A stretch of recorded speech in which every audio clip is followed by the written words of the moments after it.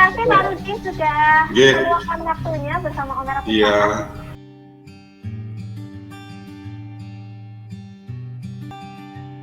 Kegiatan rutin sebenarnya setiap minggu untuk konten Omera People di YouTube. Kebetulan kemarin itu sudah ada Bu Tibu, kemudian Bu Erni, nah ini yang selanjutnya Pak Rudi seperti itu. Oh gitu, iya. Pak Rudi apa kabar? Baik, terima kasih.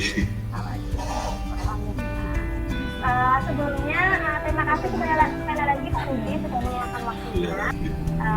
Baik Pak Rudi, langsung saja.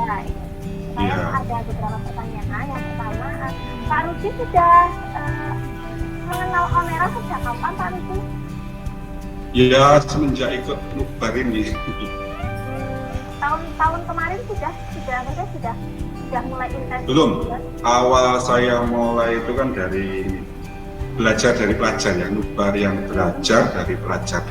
Itu pun saya taunya dari grupnya Surabaya Menulis. Kan saya sering ikut pelatihan di PGRI Jawa Timur yang dipandegani Pak Samsul Hadi. Kemudian Pak Samsul Hadi itu membuat grup, ayo guru-guru yang mau menulis, itu pun PTK ya, grup Surabaya Menulis itu untuk PTK, penelitian tindakan kelas. Terus tiba-tiba kok ada share itu, agak tertarik. Wah ini kok lain, tidak PTK tapi cerpen, ya sudah saya coba. Akhirnya ikut sampai sekarang. Iya Pak Rudi, kebetulan saya juga, kami tim Omera itu sampai hafal Bapak Ibu yang rajin sekali ikut Nubar. Salah satunya itu Pak Rudi mungkin bisa sampai kurang lebih 11 kali mungkin ya Pak Rudi, setiap ada Nubar langsung ini Pak Rudi. Iya. Kemudian Pak Rudi, kalau boleh saya tahu, ketika Pak Rudi menulis naskah, entah itu buku solo atau Nubar, itu sebenarnya terinspirasi dari mana sih Pak? Kok rajin sekali dan itu tetap tetap stay positif di trackingnya. Aku nulis terus nih, kadang kan ada yang udah mentok idenya, nggak ada ide, aku berarti nulis. Nah, kalau Pak Rudi ini saya perhatikan kok rajin sekali, mungkin ada terinspirasi dari mana, seperti itu. Baik, sebenarnya yang di tema-tema yang diberikan oleh Omera itu sudah saya jalani, pengalaman-pengalaman itu sudah, tinggal saya menuangkan dalam tulisan gitu. Tadi kalau saya suruh ngarang, terus terang yang pernah tayang Nubar itu suruh, kalau nggak salah itu saya menceritakan tentang semut itu malah saya bingung. Saya kalau suruh ngarang itu susah, itu agak lama itu tulisannya. Tapi begitu kalau yang tema-tema yang entah itu menimpa diri saya, entah menimpa anak saya, entah menimpa murid saya, itu saya masih ingat. Oh, tentang itu langsung saya tulis gitu. Berarti jadi berdasarkan pengalaman ada. Pengalaman yang ada. Oke. Nah, kemudian kalau nggak salah itu kan buku yang Menyemai Benih itu buku solo perdana. Ya, baru pertama kali. Itu pun saya juga tertarik dengan teman-teman yang dari negeri mau naik pangkat. Kalau swasta kan nggak ada naik pangkat, tapi saya bukan itu. Saya kepengen, saya kepengen sih selama ini Kak Nubar, saya pengen coba sendiri solo.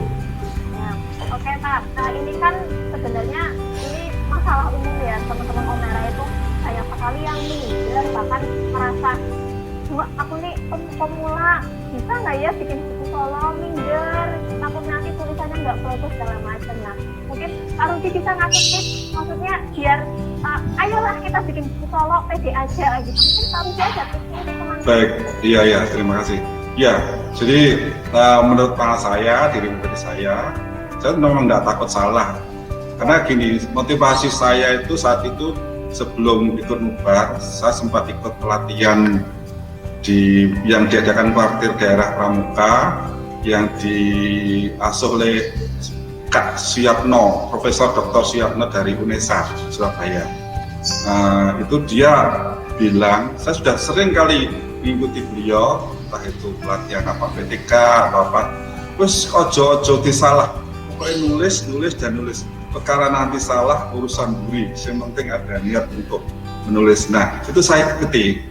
Nah, akhirnya beliau mewadahi, oke, sebagai tindak lanjut dari pertemuan itu silahkan ngirim lewat WA, jadi tidak lewat lewat WA. Sudah pengalaman apapun yang Anda jumpai, tidak usah pramuka saja, tapi semua saja yang minimal 5 paragraf itu nggak ditentukan harus berapa baris. Oke, sehingga saya akhirnya terus kirim setiap bulan, dijatah setiap 3 bulan harus setiap 1 bulan 3 tulisan. Kalau enggak nanti dikeluarkan dari grup kalau nggak aktif. Nah, saya termotivasi akhirnya. Padahal teman-teman saya kursus itu banyak yang sudah masih milenial. Perasaan saya itu yang paling berumur ya, walaupun ada beberapa, tapi waduh, bisa nggak ya nyanyi sama adik-adik pramuka itu, walaupun karena pada waktu pas kursusnya itu mereka gesit sekali, suruh buat, ayo dalam waktu 1 menit buat tulisan. Saya selalu kalah setiap mengumpulkan gitu. Oke, ya sudah, gak apa-apa, memang dari faktor usia, kalau seperti mereka saya kecepatan jelas kalah. Terus akhirnya itu sampai akhirnya si Humas Warga Jatim yang sering menerima saya itu rasa-rasan di grup, tapi dia sudah sadar kalau saya juga mau membaca. Ini yang nulis kok Pak, gak langsung terus toh, yang lainnya nggak ada. Akhirnya sampainya stop, sehingga akhirnya saya konsentrasi ke Nubar. Waktu itu saya ke Nubar lagi awal-awal ikut ya, ini belajar dari belajar sampai bintang kecil ya, itu baru Humas rasanya sudah akhirnya nutup, tidak diteruskan. Nggak tahu, saya tidak peduli itu dicantumkan, di-sharekan di bukunya pada, saya tidak. Pokoknya langsung nulis gitu, Mbak. Berarti jangan takut salah nih Pak, pokoknya laku aja, mau tulisannya seperti apa itu pokoknya nulis terus. Ya. Tapi kalau memang nulis itu takut salah Pak, jadi mau mulai. Iya, takut akhirnya kan nggak ngerjakan Pak. Ya, Lebih baik tabrak aja. Setelahnya Surabaya bonek. Tapi Pak, saya melihat itu bagian besar rasanya Bapak itu kayaknya aktif sekali di pramuka nih Pak. Iya, betul. Ini sampai saya hafal sekolahnya Pak Rudi, Santa Agnes, ya. Ya, Saya Nubar dan juga yang buku sekolah itu, wah ini kayaknya aktivis pramuka ini kok. Iya. Nah, kemudian Pak ini kan Pak Rudi ini kan rutin sekali ya mengikuti Nubar. Jadi tim Omera kan secara tidak langsung kan akhirnya memantau gitu loh Pak. Jadi orang-orang yang sering ikut Nubar itu kami perhatikan trackingnya, proses menulisnya itu memang mengalami peningkatan. Misal dari awal bahasanya masih kurang atau segala macam itu kami pantau, wah ya ini Pak Rudi itu sudah mulai semakin maju. Pak Rudi, silakan generasi milenial zaman sekarang kan kebanyakan itu menghabiskan waktunya itu di sosial media, entah TikTok, buka Instagram, atau bikin komen YouTube gitu.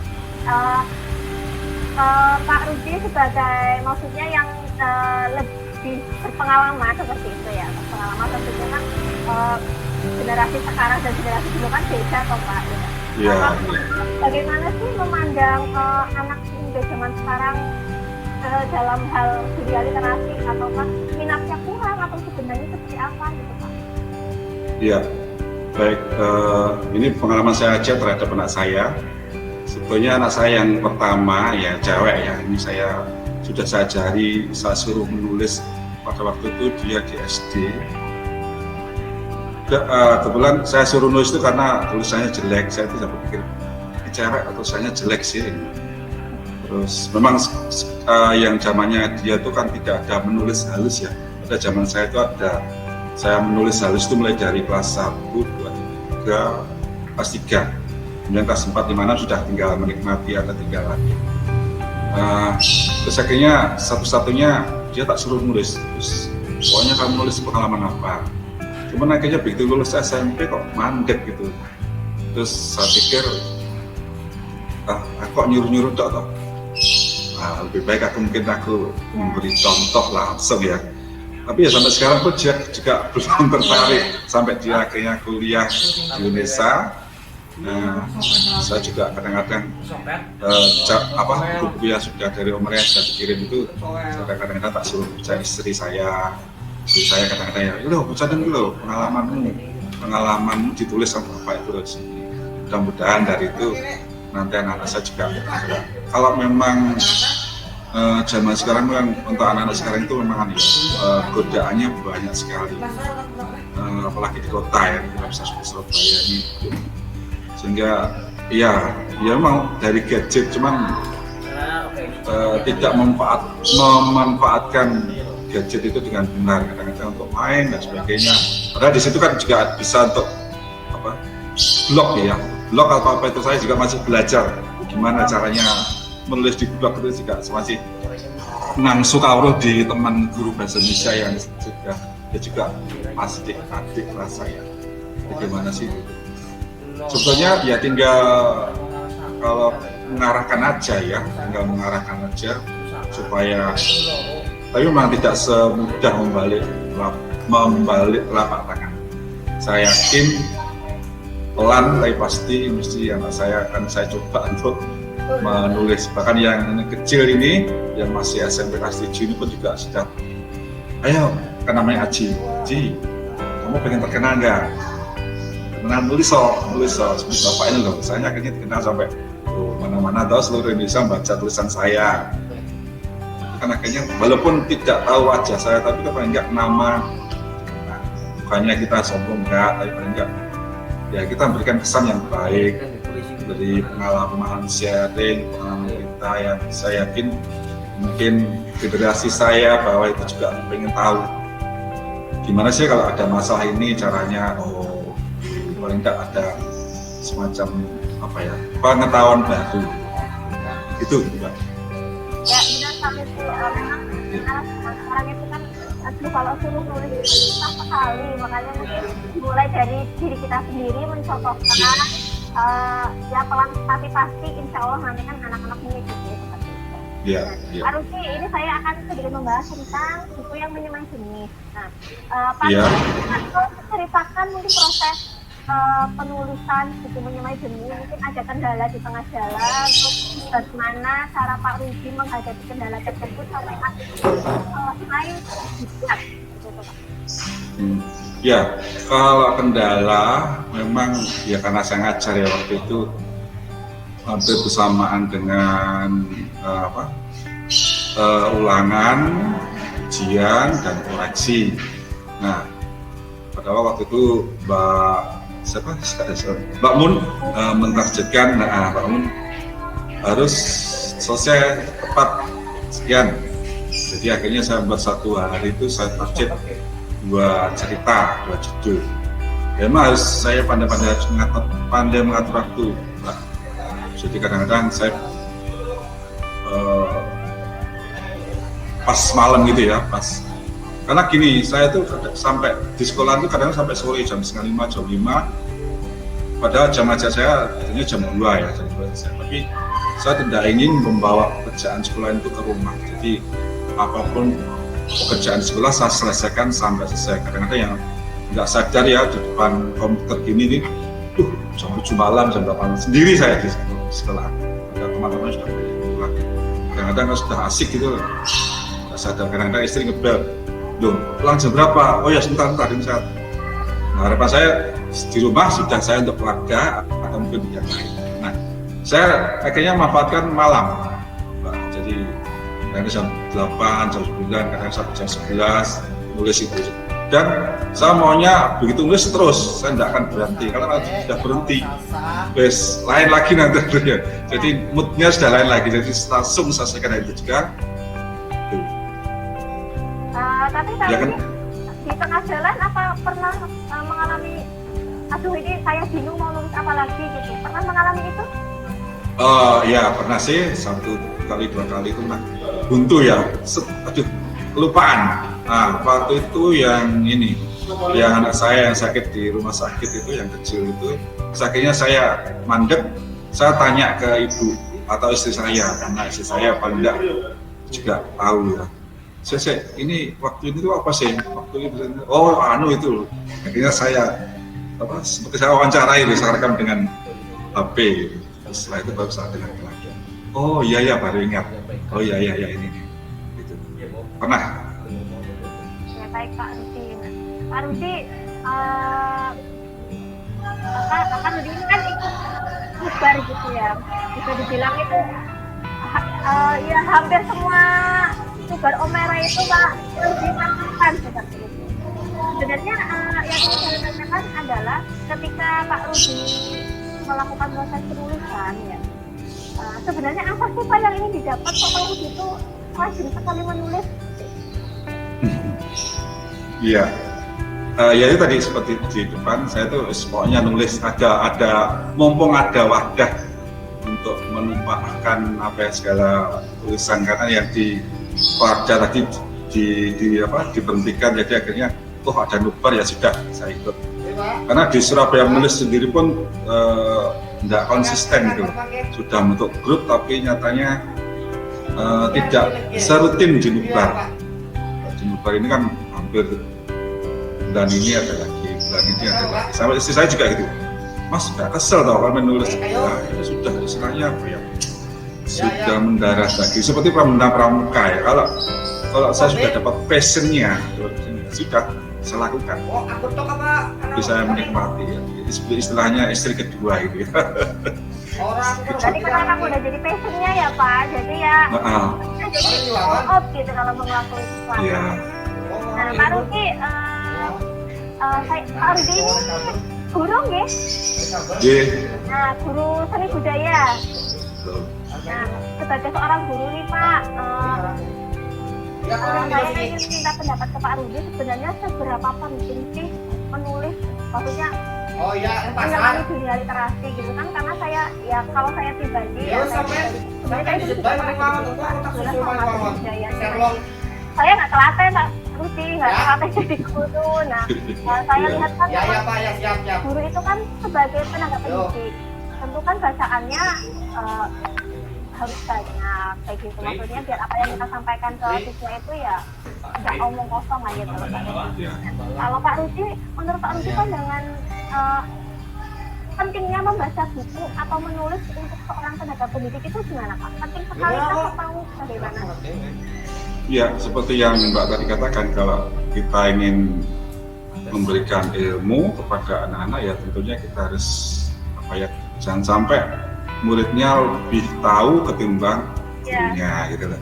Ya, ini saya alami, apalagi yang saat itu daring ya, jadi masalah AIP itu yang karena satu banyak prakteknya ketimbang saya harus berhadapan dengan laptop atau komputer, sehingga saya tertatih-tatih dalam daring ini. Waduh, saya tanya sana kemari, karena akan lebih banyak tatap muka, terlebih dahulunya prakteknya saya itu kalau mengajar itu. Nah, kalau dikatakan penting juga penting, karena kan ada pepatah mengatakan, saya lupa siapa yang mengatakan, buku adalah jendela dunia ya, jendela macam-macam lah. Kalau ingin tahu isinya dunia dan sebagaimana, silahkan baca buku. Baik, terima kasih Pak Rudi. Berarti Pak Rudi setuju nggak dengan kalimat ini? Penulis yang baik adalah pembaca yang baik. Penulis yang baik, ya setuju. Soalnya kan kebanyakan, saya nggak ngerti ya, tapi mungkin ada beberapa yang istilahnya menulis tapi membaca. Karena saya juga melihat dari teman itu ketika bertanya, Mbak Novita, saya mentok nih idenya nggak bisa apa-apa. Pasti kan nanti saya sarankan baca buku lagi, insya Allah dari situ kan nanti langsung nanti terbuka. Seperti itu nih Pak. Iya. Karena gini, bahasa saya pun juga, saya juga begitu dapat buku yang saya baca bukan hanya buku yang saya saja, tapi juga saya ingin tahu teman-teman bagaimana sih.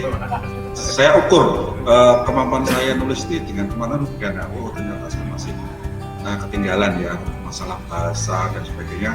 Kemudian saya baca semuanya, jadi sampai habis buku itu saya bacanya. Paling tidak saya dapat ilmu baru dari teman-teman yang bubar itu ya. Sehingga akhirnya untuk tulisan saya berikutnya yang dulu satu kata aja ini, tiba-tiba, oh sekarang namanya tertiba, itu pun saya juga baru tahu. Karena di Saya tuh dari Mbak Mun disuruh mencoba buka-buka kamus bahasa Indonesia sekarang Webi ya namanya. Itu di sekolah itu belum punya. Saya tanya ke teman, nggak punya Webi tuh. Yang disodorkan malah kamus bahasa Indonesia yang itu, kamus bahasa Indonesia yang lama itu. Ini sudah ketinggalan. Kok Webi-nya belum? Ya nanti tak usulkan gitu ya. Sampai sekarang belum tahu apakah sudah ada atau belum. Sebenarnya kan saya pengen juga istilahnya apa ya, juga cari-cari bahasa yang tidak monoton gitu sehingga bisa ya untuk memperindah tulisan saya. Iya Pak Rusdi, kalau misal teman-teman Webi itu sebenarnya tidak ada aplikasinya di Play Store. Oh. Iya. Saya sarankan ke teman-teman kalau misal cetaknya nggak ada itu kan pakai online bisa Iya. Itu banyak sekali. Nanti kan acuannya di situ nanti kelihatan misalnya nanti yang ada teman-teman itu kadang salah menuliskan. Kalau di narasi itu kan harus memakai kata baku. Bisa ada kata nafas yang sebenarnya itu harusnya nafas. Dan itu masih banyak kata-kata yang di tulisan harusnya itu nafas tapi bukan nafas. Hal-hal seperti ini sebenarnya kita butuh itu aja Pak. Asal kita ikuti untuk mengunjungi laman, insya Allah lama-lama kata-katanya makin banyak. Oke Pak Rusdi, pertanyaan terakhir dari saya. Pak Rusdi mungkin bisa sedikit memberi motivasi kepada teman-teman Omera untuk tetap berkarya, tetap positif dalam jalurnya menulis, dan mungkin Pak Rusdi bisa sedikit memberi masukan untuk kami Omera Pusaka. Monggo Pak. Untuk tim. Iya, sama motivasi untuk teman-teman yang lain. Kalau ya untuk tim ya harus bekerja, maka ditingkatkan lebih baik lagi. Kalau untuk teman-teman penulis ya menulis dan menulis gitu aja. Menulis dan menulis, pokoknya jangan diragukan yang lain. Kalau nulis nggak boleh takut salah gitu nih Pak. Iya. Pak Rusdi, terima kasih untuk waktunya. Kebetulan saya ini terkesan sekali bisa wawancara dengan Pak Rusdi karena saya sangat penasaran ini Pak Rusdi itu yang mana. Kemarin udah Pak Rusdi aja, Pak Rusdi itu kan rajin ikut nugas, siapa tahu bisa memotivasi teman-teman yang lain. Pak Rusdi. Jadi saya ucapkan terima kasih sekali lagi Pak Rusdi sudah meluangkan sama-sama. Semoga apa yang kita bincangkan pada siang hari ini bisa bermanfaat bagi teman-teman semua. Iya, terima kasih.